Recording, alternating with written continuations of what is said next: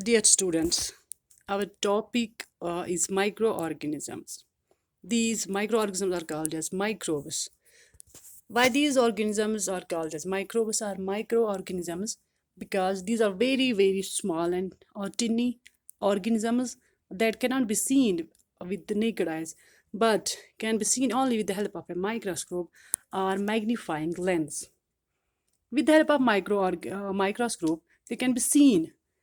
They are present all around us, like in water, in air, in soil, all around. If we take if we take some soil and in a beaker and then add a small quantity of water, it becomes muddy water. If we take a few drops of this muddy water on glass slab and put it under microscope, you'll find some microorganisms there. That means microorganisms are also present in soil. This activity shows that microorganisms are present in soil. These microorganisms may be unicellular, means they are single celled, made up of single cell, like Chlamydomonas euglena. And these microorganisms may be multicellular, like Spirogyra or bread mold.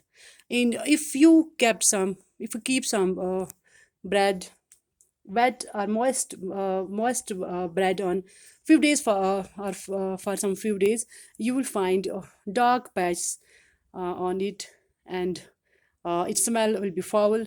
These black or dark patches, these are called as bread mold. They are multicellular microorganisms. Habitat, they are present everywhere, all around us, like in water, in air, in soil, in our body, in the body of not only in our body, but this can be found in the body of plants, in the body of animals. Environment.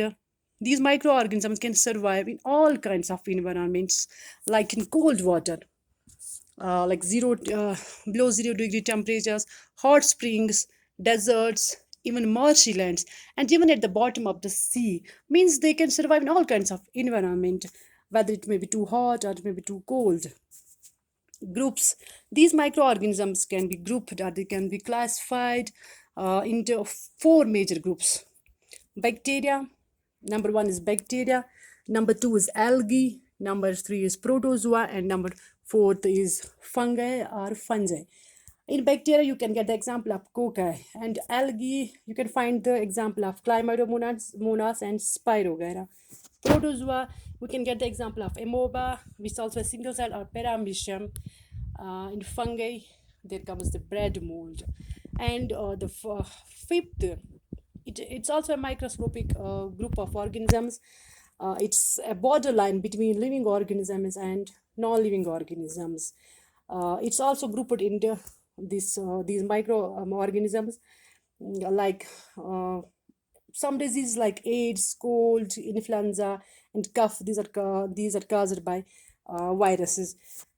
These microorganisms, no doubt they are very, very small, but they are sometimes useful to us. There are some microorganisms that are very beneficial, very useful to us, and some microorganisms, not all, but some microorganisms that may be very harmful to us. Some microorganisms that can be that are used for the preparation of medicines, increases soil fertility. In the next chapter, we will discuss all these, their harmfulness and their beneficial role in our day-to-day life. But that will be included in next topic. Thank you for watching this.